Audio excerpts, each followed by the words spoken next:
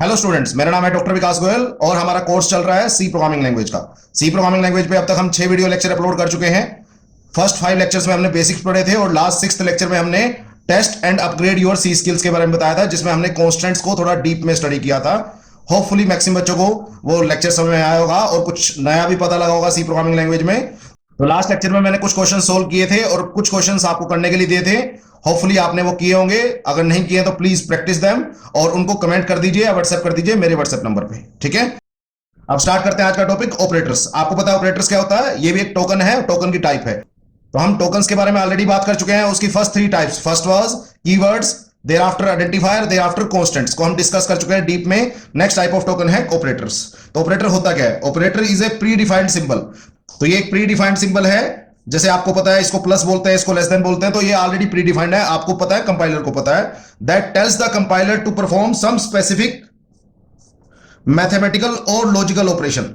तो जो भी आपको ऑपरेटर गिवन होगा उससे कंपाइलर को पता लगेगा कि मुझे क्या स्पेसिफिक काम करना है, मैथमेटिकल काम करना है या लॉजिकल काम करना है। हम इसके बारे में बात करेंगे। ऑन ऑपरेंड्स, ऑपरेंड्स क्या होता है अभी बात करेंगे।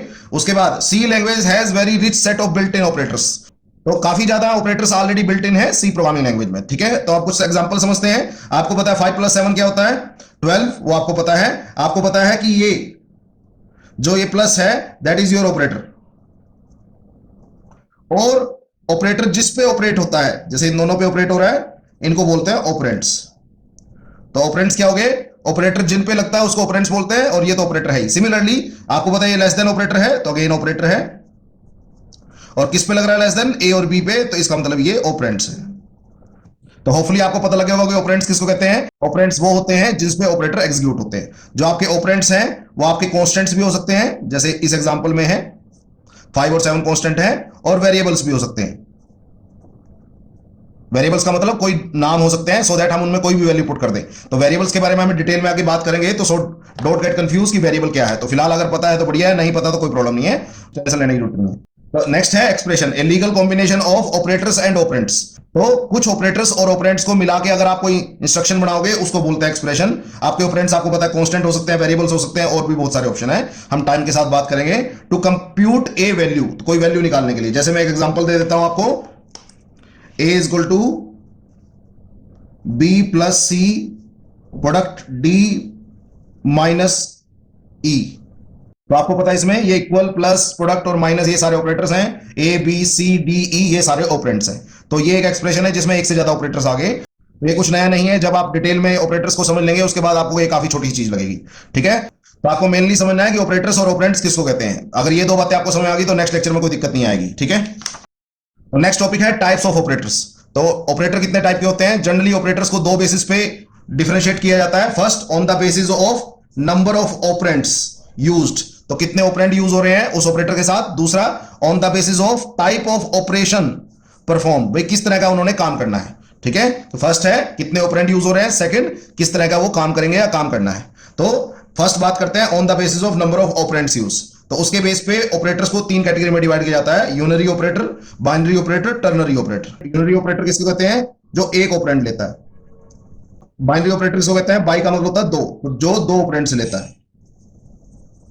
और नेक्स्ट है टर्नरी, तो टर्न का मतलब होता है 3, तो 3 ऑपरेंड्स जो लेता है। तो यूनरी ऑपरेटर्स को एग्जीक्यूट करने के लिए एक ही ऑपरेंड चाहिए, बाइनरी को 2 चाहिए और टर्नरी को 3 चाहिए। अब यूनरी ऑपरेटर कौन कौन से हैं, बाइनरी ऑपरेटर कौन कौन से हैं और टर्नरी ऑपरेटर कौन कौन से हैं, उनके ऑप्शन देखने से पहले हमको ये ऑपरेटर सारे समझने पड़ेंगे। There after it will be quite easy for you कि यूनरी, बाइनरी और टर्नरी ऑपरेटर कौन कौन से हैं। तो अब नेक्स्ट टाइप ऑफ ऑपरेटर्स हैं on the basis of types of operation performed. तो arithmetic operator, relational operator, logical operators, assignment operators, increment और decrement operators, bitwise operators, conditional operators और स्पेशल और मिसलेनियस ऑपरेटर्स। तो हम इनके बारे में डिटेल से बात करेंगे, हर छोटी से छोटी बात इनके बारे में समझेंगे, सो दैट आपको कंसेप्ट बिल्कुल अच्छी तरह क्लियर हो जाए। तो ये काफी लंबी लिस्ट ऑफ ऑपरेटर्स है, इसलिए हम इसको 2 वीडियो लेक्चर में अपलोड करेंगे।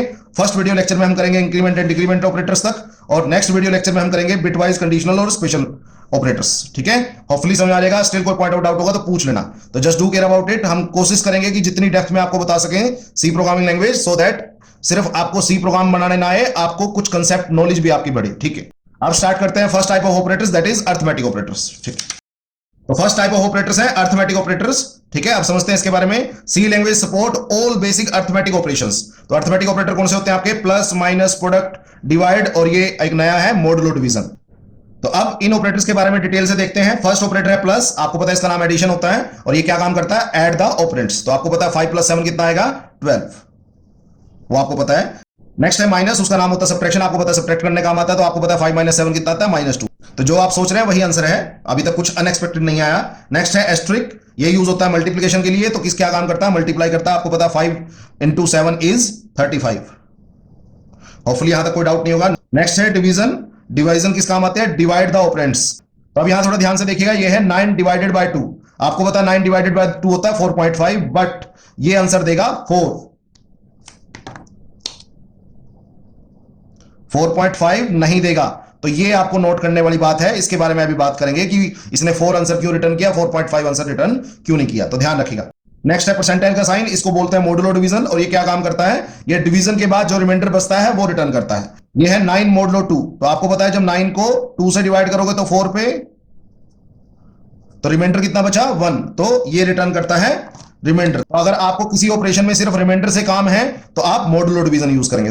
तो होपफुली समझ आ गया। प्लस, माइनस, प्रोडक्ट, इसमें कुछ नया नहीं है, जो आप पहले सीख के आए वही है, बस डिवीजन में मैंने कुछ यहां नया बताया और मॉडुलो डिवीजन आपको नया बताया। तो अब इनके बारे में कुछ इंपॉर्टेंट एस्पेक्ट सीखते हैं। Note, value of N integer expression is always integer. तो मतलब क्या है? अगर आपकी इनपुट्स इंटीजर होंगी तो आंसर हमेशा इंटीजर आएगा। तो अब आपको पता लगेगा कि ये 4 क्यों आया था। तो अगर आप ध्यान से देखें, डिवीजन आपका ऑपरेटर है और 9 और 2 आपके ऑपरेंड्स हैं, ये दोनों इंटीजर हैं, तो ऑब्वियसली जो भी डिवाइड करके या जो भी ऑपरेट करके आएगा वो इंटीजर में ऑटोमेटिकली कन्वर्ट हो जाएगा। तो 9/2 होना चाहिए 4.5, बट 4.5 किसमें चेंज हो गया?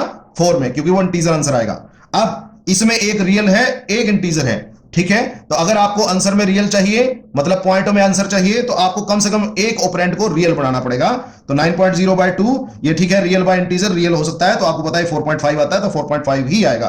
तो यहां ठीक है, यहां गलत हुआ, तो इस बात का आपको ध्यान रखना है, ठीक है। नेक्स्ट, चाहे आप न्यूमरेटर को रियल बना लो, चाहे डिनोमिनेटर को रियल बना लो, चाहे दोनों को रियल बना लो, कम से कम एक रियल ऑपरेंड होना चाहिए, यानी एक डेसिमल पॉइंट का ऑपरेंड होना चाहिए अगर आपको आंसर डेसिमल पॉइंट में चाहिए। तो ये बात आपको पता होनी चाहिए। होपफुली समझ आ गई होगी। स्टिल कोई पॉइंट आउट डाउट होगा तो पूछ लेना, ठीक है। नेक्स्ट इंपॉर्टेंट बात है मॉडुलो डिवीजन। मॉडुलो डिवीजन कौन सी होती है? Percentile. Do not work with real constants. तो रियल नंबर्स के साथ ये काम नहीं करता, मतलब डेसिमल पॉइंट वाले नंबरों के साथ ये काम नहीं करेगा। अगर आप 5 मोडुलो 2 दोगे तब तो ये रिमाइंडर रिटर्न करेगा, बट अगर आपने दे दिया 5.0 मोडुलो 2 या 5.2 मोडुलो 2 तो ये काम नहीं करेगा, इसका कोई आंसर वो रिटर्न नहीं करने वाला, बल्कि एक एरर आ जाएगा, ठीक है। तो ये बात आपको समझ आनी चाहिए कि मॉडुलो डिवीजन सिर्फ इंटीजर के साथ या कैरेक्टर कांस्टेंट के साथ काम करते हैं, रियल कांस्टेंट्स के साथ काम नहीं करते। नेक्स्ट इंपॉर्टेंट बात है division retains the plus minus as expected of numerator and denominator. तो डिवीजन करते टाइम आपके आंसर में प्लस माइनस वैसे ही आएंगे जैसे आप सोचते हो। जैसे आपको पता है 9/2 ये भी इंटीजर है, ये भी इंटीजर है, तो आंसर भी इंटीजर आएगा। तो आपको पता है ये 4 आएगा, 4.5 नहीं आएगा, तो वो आपको रीजन पता होना चाहिए। अब आपको पता है 9/2 4 होता है, क्योंकि यहां इंटीजर है दोनों, इसलिए इंटीजर लिख रहा हूं, वैसे 4.5 होता है। मैंने बताया उसका सोल्यूशन क्या करना है। और आपको पता है एक माइनस है, तो ऑब्वियसली आंसर में माइनस आएगा। सिमिलरली 9/2 4 आएगा, और आपको पता है डिनोमिनेटर में माइनस है, तो नोमिनेटर में लिख लो चाहे डिनोमिनेटर में लिख लो, एक ही बात है। उसके बाद 9/2 अगेन 4 आता है, ये आपको पता होना चाहिए 4 क्यों लिख रहा हूं मैं, 4.5 क्यों नहीं लिख रहा, और माइनस माइनस आपस में कट जाएगा, तो आंसर प्लस का आएगा। तो ये वैसे ही आएगा जैसे तुम एक्सपेक्ट करते हो, जैसे तुम सोचते हो, तो इसमें कोई चेंज नहीं है। ये डिवीजन में सेम साइन आता है, बट यहां ध्यान से देखिएगा modulo division retains the positive and negative sign of numerator only. सिर्फ किसका साइन रिटेन करता है? न्यूमरेटर का, regardless of the sign of denominator. तो मॉडुलो डिवीजन करते टाइम मुझे डिनोमिनेटर के साइन से कोई मतलब नहीं है कि डिनोमिनेटर में प्लस है या माइनस है, तो इस बात का ध्यान रखिएगा। आपको पता है 9 को 2 से डिवाइड करोगे तो रिमाइंडर बचेगा 1, रिमाइंडर सब में 1 बचेगा, इसमें कोई दिक्कत नहीं है। होपफुली यहां तक कोई दिक्कत नहीं होगी, बट साइन जो है वो सिर्फ न्यूमरेटर का आएगा। तो यहां न्यूमरेटर में प्लस है तो प्लस आया, माइनस है तो माइनस आया, यहां प्लस है तो प्लस आया, और यहां माइनस है तो माइनस आया। तो ये थोड़ा सा चेंज हुआ इनमें, तो ये आपको पता होना चाहिए कि कैसे हुआ। तो होपफुली आपको अर्थमेटिक ऑपरेटर अब थोड़े और ज्यादा अच्छे समझ में आए होंगे। तो हम कोशिश करेंगे कि हर कंसेप्ट को हम जितना डीप में हो सके उतना बताएं। तो अर्थमेटिक ऑपरेशन एज एक्सपेक्टेड काम करते हैं, बट 3 इंपॉर्टेंट बातें आपको याद रखनी है। फर्स्ट, अगर सारे ऑपरेंड्स इंटीजर हो तो आंसर इंटीजर आता है। सेकंड, मॉडुलो डिवीजन जो है वो रियल कांस्टेंट के साथ काम नहीं करती। थर्ड, मॉडुलो डिवीजन सिर्फ न्यूमरेटर का साइन रिटेन करती है, डिनोमिनेटर के साइन से उसको कोई लेना देना नहीं है। तो इस बात को ध्यान रखिएगा। क्लियर हो गया? होपफुली समझ आ गया होगा। अब आगे बढ़ने से पहले एक इंपॉर्टेंट बात और देख लेते हैं। आप ध्यान से अगर देखेंगे तो ये सारे ऑपरेटर्स को दो दो ऑपरेंड्स चाहिए, तो सारे दो दो ऑपरेंड के साथ काम करेंगे, एक ऑपरेंड के साथ काम नहीं करते। तो इन सारे ऑपरेटर्स को हम बाइनरी ऑपरेटर्स बोलते हैं। क्या बोलते हैं? Binary operators. तो होपफुली आपको बाइनरी ऑपरेटर्स के एग्जांपल समझ आ गए। मैंने बताया था बाइनरी ऑपरेटर क्या होते हैं, जिनको दो ऑपरेंड्स की रिक्वायरमेंट है। तो ये पांचों के पांचों आपके बाइनरी ऑपरेटर्स हैं। ठीक है, अब स्टार्ट करते हैं नेक्स्ट टाइप ऑफ ऑपरेटर्स। अब नेक्स्ट टाइप ऑफ ऑपरेटर्स है रिलेशनल ऑपरेटर। अब ये ऑपरेटर किस काम आते हैं? These operators are used to compare two operands. तो कभी भी दो ऑपरेंड्स को आपस में कंपेयर करना हो, कौन बड़ा है कौन छोटा है, इक्वल है कि नहीं, वगैरह वगैरह, to identify relation between them, तब यूज होता है आपके रिलेशनल ऑपरेटर। ठीक है, अब रिलेशनल ऑपरेटर्स को समझने से पहले एक इंपॉर्टेंट बात आपको बिल्कुल अच्छी तरह याद होनी चाहिए। मोस्ट इंपॉर्टेंट बात है कि the output of relational expression will be either true. तो आपका जो आंसर आएगा या तो सिर्फ ट्रू आएगा या फॉल्स आएगा। ट्रू का मतलब 1 होता है और फॉल्स का मतलब 0 होता है। मींस बुलियन आउटपुट, इसको बुलियन भी बोलते हैं, ट्रू और फॉल्स को। तो बुलियन आउटपुट ओनली। तो होपफुली समझ आ गया। एक बार दोबारा रिपीट कर देते हैं कि किसी भी रिलेशनल ऑपरेटर को अगर आप सिंप्लीफाई करोगे तो उसकी आउटपुट में या तो ट्रू आएगा या फॉल्स आएगा। दो आउटपुट आ सकती है, इसके अलावा कोई आउटपुट नहीं आ सकती। इन दोनों आउटपुट्स को बोलते हैं बुलियन आउटपुट। ठीक है, तो फर्स्ट ऑपरेटर देखते हैं। फर्स्ट ऑपरेटर है लेस देन। तो आपको पता है किस काम आता है? लेस देन चेक करने के लिए। सेकंड ऑपरेटर है ग्रेटर देन। तो आपको पता है ग्रेटर चेक करता है। अब यहां पे इस ऑपरेटर को थोड़ा ध्यान से देखिएगा, यहां डबल इक्वल आपस में लिखे हुए हैं। तो सी प्रोग्रामिंग लैंग्वेज में डबल इक्वल को इक्वल बोलते हैं। सिंपल हम जब कैलकुलेशन करते हैं तो इक्वल को इक्वल बोलते हैं, बट यहां लगातार दो इक्वल आएंगे विदाउट स्पेसेस, तब हम उसको इक्वल बोलते हैं। ये क्या चेक करने काम आता है? इक्वल चेक करने की। उसके बाद है इसको बोलते हैं नोट, नोट इक्वल। तो नोट इक्वल ये क्या चेक करने काम आता है? इक्वल नहीं है क्या। उसके बाद लेस देन इक्वल टू आपको पता है, और उसके बाद आपको पता है ग्रेटर देन इक्वल टू। ठीक है, एग्जांपल कर लेते हैं। 7 less than 5, 7 less than 5, is it right और रॉन्ग? 7 5 से छोटा होता है? नो। तो इसकी आउटपुट आएगी फॉल्स। तो अगेन बात यह है, आउटपुट या तो ट्रू आएगी या फॉल्स आएगी। आप उसको फॉल्स बोल सकते हैं या 0 बोल सकते हैं। उसके बाद 7 greater then 5, is it true और फॉल्स? Yes, true.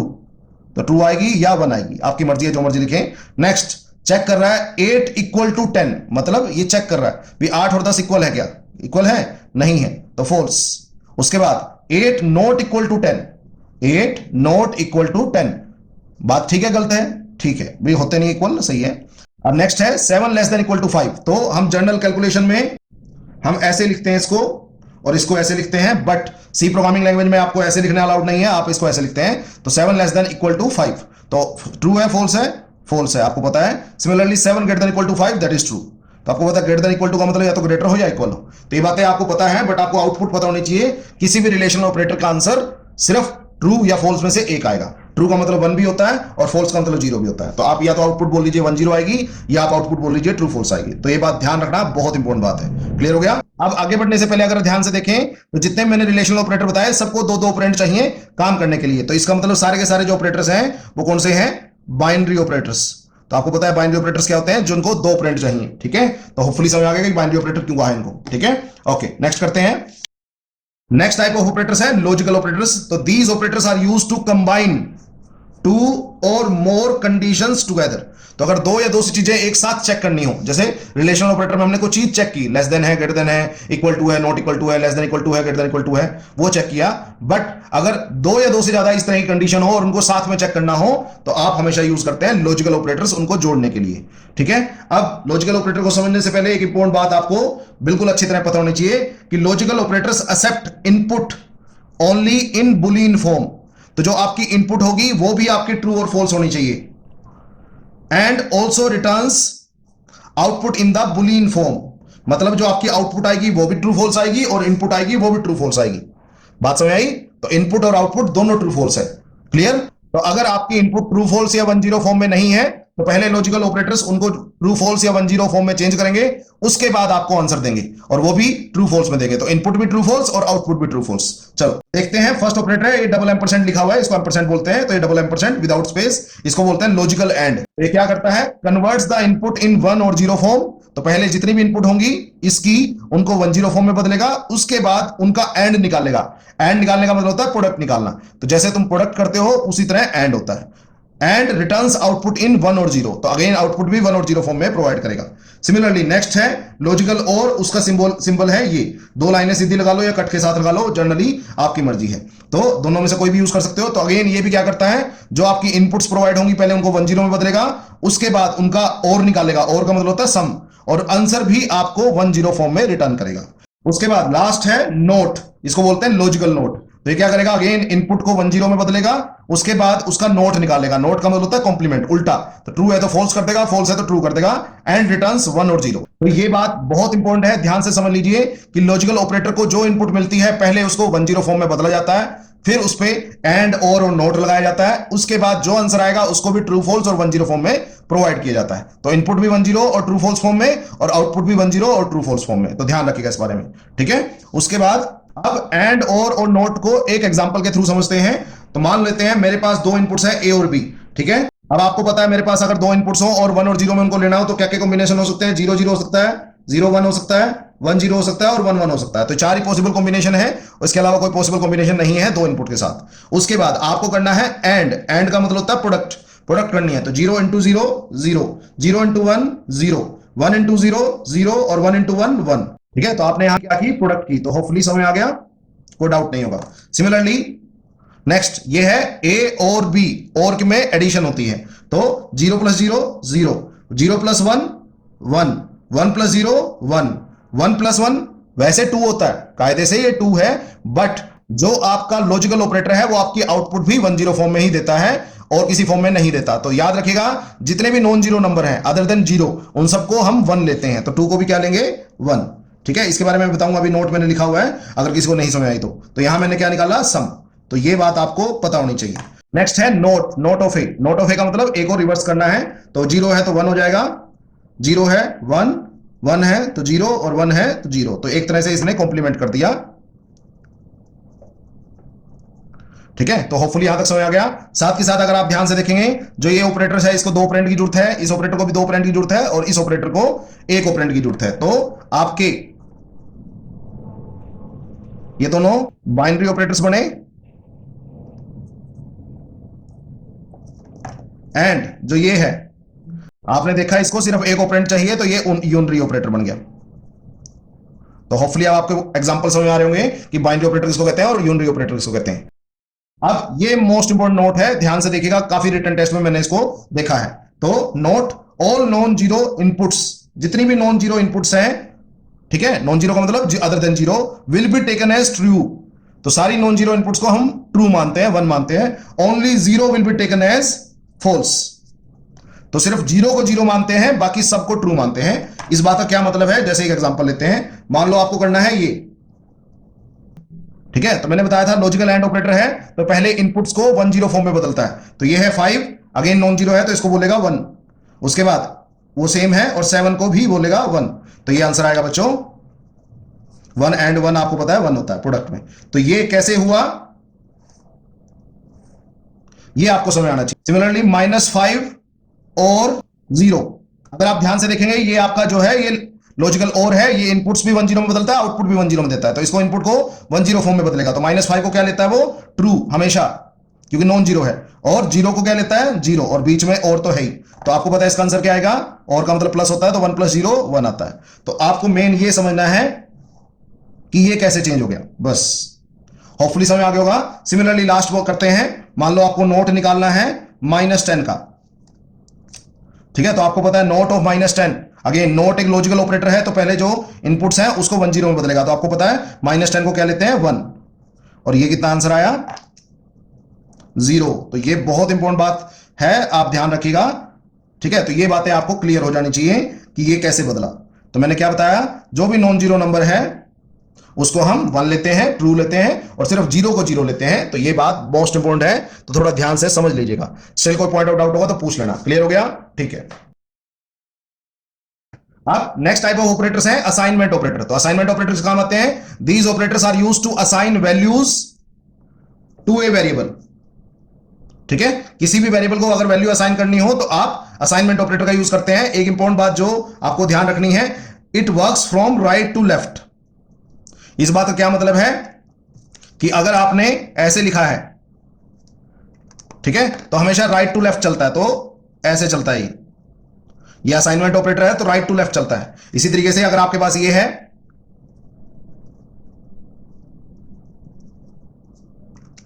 तो आपको पता है पहले राइट सोल्व होगी, तो राइट इज 5 + 10 15, तो आपको बी के अंदर क्या डालेगा वो 15। तो ये बात आपको ध्यान रखनी है कि assignment operator right to left execute करते हैं, पहले राइट हैंड साइड सोल्व होती है, फिर लेफ्ट हैंड साइड में उसकी वैल्यू असाइन होती है। असाइन का मतलब डालना। अब देखते हैं लिस्ट ऑफ असाइनमेंट ऑपरेटर्स। तो फर्स्ट ऑपरेटर है इक्वल, तो इसको बोलते हैं असाइनमेंट ऑपरेटर। जनरल में इसको इक्वल बोलते हैं, बट सी लैंग्वेज में इसको असाइनमेंट और डबल इक्वल को इक्वल बोलते हैं। तो ये बात आपने ध्यान रखनी है। क्लियर हो गया? अब ये करता क्या है, a इक्वल टू 5 का मतलब 5 को a में डाल दो। तो मान लो ए मेमोरी लोकेशन है, उसमें 5 डाल दिया। तो this is the job of assignment operator. किसी भी वेरिएबल में वैल्यू असाइन करनी हो, डालनी हो, तो हम असाइनमेंट ऑपरेटर का यूज करते हैं। अगेन वेरिएबल जिसको बात समझ आती है ठीक है, नहीं आती तो हम आगे पढ़ेंगे इसके बारे में। तो डोंट गेट कंफ्यूज। सोच लीजिए कोई ए है, उसमें आपने 5 डालना था, तो ये काम है। अब असाइनमेंट ऑपरेटर के कुछ मॉडिफाइड वर्जन आते हैं, कुछ कंबाइंड ऑपरेटर वर्जन आते हैं, हम उनके बारे में देख लेते हैं। नेक्स्ट है प्लस इक्वल टू। तो इसमें दो काम इकट्ठे हो रहे हैं, एक ऐड हो रहा है देन असाइन। तो पहले ऐड करना है फिर असाइन करना है। तो जैसे अगर यहां ध्यान से देखें तो a प्लस इक्वल टू 6, इसका मतलब है a equal to a plus 6। ठीक है, तो एक बार प्लस छोड़ दो तो ये आ गया a इक्वल टू, और एक बार इक्वल टू छोड़ दो ये आ गया a प्लस 6। तो ये मतलब होता है, तो इसको इकट्ठा कर दिया इस सिंगल ऑपरेटर में, तो इन दोनों ऑपरेटर्स को इकट्ठा कर दिया इस सिंगल ऑपरेटर में। तो ये फर्क है बस, और कुछ नया नहीं है। ठीक है, तो आपको पता है। अब इसको सोल्व करना आपको आता है। लेट्स सपोज a की वैल्यू 5 है, तो 5 प्लस 6 दैट इज 11, और आपको पता है a में यहां क्या आ जाएगा 11। तो जितना भी आएगा वो आपको पता होना चाहिए। उसके बाद अगेन माइनस इक्वल टू, तो सब्ट्रैक्ट देन असाइन। तो ये आएगा a। ठीक है, यहां पे एक बार माइनस छोड़ दो तो आया इक्वल, उसके बाद एक बार इक्वल भूल जाओ यहां पे, तो आया a माइनस 6। तो जितना भी आया, a की वैल्यू 5 थी, मैं 5 ही लेके चल रहा हूं, तो a की वैल्यू -1 आ जाएगी, वो आपको पता है। नेक्स्ट है प्रोडक्ट इक्वल टू। तो यहां प्रोडक्ट भी करना है, असाइन भी करना है। तो होपफुली आप समझ आ गया। तो a इक्वल टू समझ आ गया। अब एक बार इक्वल टू छोड़ दो, आपको पता लग जाएगा क्या है वो। इसी तरह डिवीजन इक्वल टू, तो ये क्या करेगा, a is equal to a divided by 2। ये मॉडुलो डिवीजन इक्वल टू, तो आपको पता है a इक्वल टू असाइन होगा, और एक बार इक्वल टू छोड़ दो तो परसेंटाइल मॉडुलो आएगा। इसी तरह ये नेक्स्ट होगा a इक्वल टू a। अब इस ऑपरेटर को बोलते हैं लेफ्ट शिफ्ट। तो हम नेक्स्ट लेक्चर में इसके बारे में पढ़ेंगे, फिलहाल समझ लीजिए इसका नाम लेफ्ट शिफ्ट होता है। तो सेम होपफुली लिखना गया। इसी तरह इसको बोलते हैं राइट शिफ्ट। तो ये अकेला एम्परसेंट है, तो इसको बोलते हैं बिटवाइज एंड। पिछले वाला था लॉजिकल एंड, तो इसके बारे में नेक्स्ट लेक्चर में पढ़ेंगे। तो अगेन लिखना आपको आना चाहिए a equal to a ampersand 6। इसी तरह ये सिंगल लाइन है, तो ये है बिटवाइज और, इसके बारे में नेक्स्ट लेक्चर में पढ़ेंगे अगेन। और ये है एक्सोर, होपफुली पता होगा, नहीं पता होगा तो नेक्स्ट लेक्चर में पढ़ेंगे इसके बारे में डिटेल में। तो बस मैं तो ये समझाने वाला था कि इसमें इन दोनों ऑपरेटर्स को कंबाइन करके सिंगल असाइनमेंट ऑपरेटर बना दिया, मॉडिफाइड वर्जन है, तो आपको इनके बारे में पता होना चाहिए। तो अगेन अगर आप ध्यान से देखें, जितने भी असाइनमेंट ऑपरेटर्स हैं, इनको सबको दो दो ऑपरेंड्स चाहिए, तो सबने दो दो ऑपरेंड लिए। तो ये सारे के सारे जो ऑपरेटर्स हैं इनको बोलते हैं बाइनरी ऑपरेटर्स। तो आप खुद डिसाइड कर सकते हैं कौन सा ऑपरेटर बाइनरी है और कौन सा ऑपरेटर यूनरी है और कौन सा ऑपरेटर टर्नरी है। ठीक है, होपफुली समझ आ गया। स्टिल कोई पॉइंट आउट डाउट होगा तो पूछ लेना। अब हम पढ़ेंगे आज का last type of operator, that is increment and decrement operator.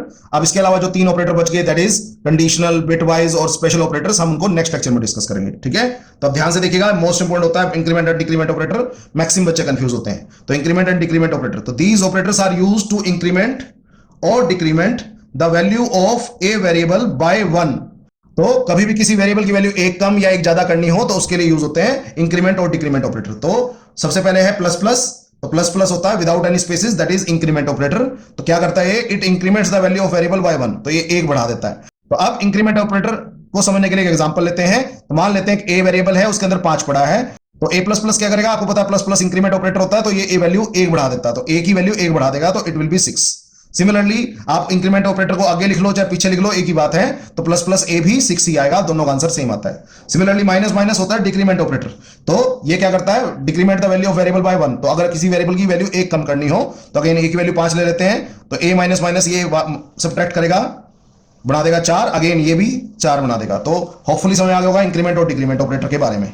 ठीक है, तो प्लस प्लस और minus minus without any space are increment and decrement operators. अब इसके बारे में काफी इंपॉर्टेंट बातें हैं, वो हम समझेंगे अभी। ध्यान से देखिएगा, अब इसके बाद जो बताऊंगा वो मोस्ट इंपॉर्टेंट है। अब हम इन चारों में फर्क समझेंगे। मैक्सिमम बच्चे कंफ्यूज रहते हैं, तो अब इस लेक्चर के बाद आपकी सारी कंफ्यूजन, सारे डाउट्स खत्म हो जाएंगे। तो देखते हैं प्लस प्लस ए। तो कभी भी इंक्रीमेंट और डिक्रीमेंट ऑपरेटर आगे लिखाओ तो उसको बोलते हैं प्री, वेरिएबल के आगे लिखाओ, और वेरिएबल के पीछे लिखाओ तो उसको बोलते हैं पोस्ट। अगेन ये भी आगे लिखा है वेरिएबल के, तो प्री, और इसको बोलते हैं पोस्ट। तो आप देख सकते हैं इसका पूरा नाम अगर मैं लिखूं तो ये है प्री इंक्रीमेंट। प्री क्यों, क्योंकि ऑपरेटर आगे लिखा हुआ है, और इंक्रीमेंट क्यों, क्योंकि प्लस प्लस है। इसी तरह पोस्ट इंक्रीमेंट। पोस्ट क्यों, क्योंकि ऑपरेटर पीछे लिखा हुआ है, और इंक्रीमेंट क्यों, क्योंकि प्लस प्लस है। इसी तरह ये है प्री डिक्रीमेंट। प्री क्यों, क्यों ऑपरेटर आगे लिखा हुआ है, और डिक्रीमेंट क्यों, क्योंकि माइनस माइनस है। सिमिलरली ये है पोस्ट डिक्रीमेंट। तो इनको आपको बोलना समझ आना चाहिए, pre increment, post increment, pre decrement, post decrement. Hopefully समझ आ गया होगा, यहां तक कोई डाउट नहीं होगा। अब नेक्स्ट स्लाइड में हम इससे रिलेटेड एक बहुत इंपॉर्टेंट बात, मोस्ट इंपॉर्टेंट बात सीखेंगे। होपफुली आपको समझ आ जाएगी और उसके बाद आपको प्री पोस्ट में ज्यादा कंफ्यूजन नहीं रहेगी। तो समझते हैं, बट उससे पहले अगर आप ध्यान से देखें, जो इंक्रीमेंट और डिक्रीमेंट ऑपरेटर है वो कितने ऑपरेंड्स ले रहा है, सिर्फ एक। तो इसलिए इनको यूनरी ऑपरेटर बोलते हैं। क्या बोलते हैं, यूनरी ऑपरेटर, क्योंकि इनको एक ही ऑपरेंड अलाउड है या रिक्वायर्ड है। ठीक है, तो होपफुली यूनरी ऑपरेटर क्यों बोलते हैं समझ आ गया होगा। अब प्री और पोस्ट का मतलब क्या होता है, प्री का मतलब होता है पहले इंक्रीमेंट होगा और पोस्ट का मतलब है बाद में इंक्रीमेंट होगा। ठीक है, अब देखते हैं आगे। अब ये स्लाइड जो है वो मोस्ट इंपॉर्टेंट है, ध्यान से देखिएगा। ठीक है, तो फर्स्ट बात ध्यान से देखिएगा, there will be no difference in the value of variable after pre और post operation if it is the only operation. तो अगर पूरे एक्सप्रेशन में सिर्फ आप इंक्रीमेंट या डिक्रीमेंट ही कर रहे हैं तो कोई फर्क नहीं पड़ता आप प्री कर रहे हैं या पोस्ट कर रहे हैं। जैसे एक एग्जांपल लिया, इंट a इक्वल टू 5, ये एक इंटीजर वेरिएबल ले लिया मैंने a और उसमें मैंने क्या डाल दिया, पास्ट। होपफुली कुछ बच्चों को समझ आएगा, अगर किसी को नहीं समझ आया तो कोई टेंशन नहीं है, रट्टा मार लो इंट a इक्वल टू 5, क्योंकि मैंने अभी इसके बारे में बताया नहीं है, आगे एक दो लेक्चर के बाद मैं बता दूंगा। तो जिसको समझ आ गया बढ़िया है, जिसको नहीं समझ आया कोई टेंशन मत लो, बाद में समझ लेना कि हाँ a में 5 डाला है, ये पता लग लो। अब मैंने क्या किया, a प्लस प्लस, तो आपको पता है a में क्या पड़ा है 5, तो a प्लस प्लस क्या करेगा, a की वैल्यू 6। तो अब उसके बाद मैंने प्रिंट एफ कर दिया a की वैल्यू। आपको पता है प्रिंट एफ क्या करता है, मॉनिटर पे, कंप्यूटर स्क्रीन पे आपके वेरिएबल्स की वैल्यू को प्रिंट करता है। तो आपको किसकी वैल्यू प्रिंट करनी है, a की, तो it will B 6। Clear. Similarly हम इसी काम को प्री इंक्रीमेंट से करते हैं। तो int a equal to 5, again a लिया, उसमें 5 डाला, अब किया प्लस प्लस a, तो ये आपको पता है प्री है, आपको ये पता है ये पोस्ट था और यहां पे प्री है। तो अब प्लस प्लस a क्या करेगा, a की वैल्यू क्या कर देगा 6, अगेन प्रिंट करोगे a की वैल्यू तो वो भी 6। तो यही मैं बात बताने की कोशिश कर रहा था। तो अगर आप ध्यान से देखें, प्री इंक्रीमेंट और पोस्ट इंक्रीमेंट जो मर्जी आए, अगर अकेला आए तो हमेशा जो एक्सपेक्टेड आउटपुट है वही देता है। तो इसने भी a की वैल्यू 6 कर दी और इसने भी a की वैल्यू 6 कर दी, इसमें कोई दिक्कत नहीं है। तो क्या समझ आया, अगर प्री इंक्रीमेंट और पोस्ट इंक्रीमेंट अकेले पड़े हो तो उनसे कोई फर्क नहीं पड़ता, प्री है या पोस्ट है, आंसर सेम ही आएगा। अब देखते हैं second point, pre and post operation different है if and only if there are more than one operation in the statement. तो अगर प्री और पोस्ट इंक्रीमेंट और डिक्रीमेंट की स्टेटमेंट में अगर एक से ज्यादा ऑपरेटर्स हैं तो आपकी एक्सपेक्टेशन में, आउटपुट में फर्क पड़ सकता है। तो देखते हैं, मान लेते हैं दो इंटीजर वेरिएबल लिए, इंट a में 5 डाल दिया और b मैंने खाली ले लिया, और b में मैं डाल रहा हूं a प्लस प्लस। अगर आप ध्यान से देखें तो ये पोस्ट इंक्रीमेंट है और फिर आपने प्रिंट कर दी a और b की value. Similarly int a equal to 5b, बस मैंने एक चेंज किया, यहां मैंने प्लस प्लस a लिखा है, तो आपको पता है ये प्री इंक्रीमेंट है और ये है असाइनमेंट।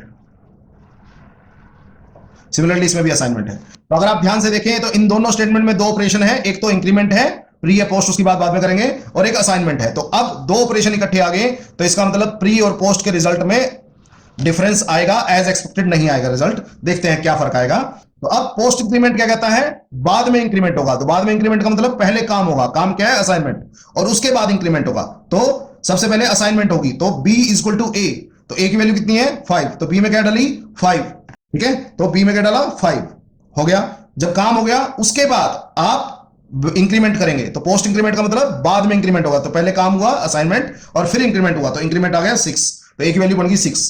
बट प्री इंक्रीमेंट कहता है पहले इंक्रीमेंट होगा फिर काम होगा, तो पहले इंक्रीमेंट, तो पहले a की वैल्यू 5 थी तो पहले हुई वो 6, ठीक है, उसके बाद काम होगा, तो b में क्या डाला 6 नई वैल्यू, तो ये फर्क है। a की वैल्यू तो 6 ही रहेगी, उनमें कोई चेंज नहीं है। यहां b 5 और यहां b 6 क्यों आया, ये आपको पता लग जाना चाहिए। होपफुली समझ आया होगा। दोबारा बताता हूं, पोस्ट इंक्रीमेंट कहता है बाद में इंक्रीमेंट होगा, तो पहले काम होगा, काम का मतलब असाइनमेंट होगी।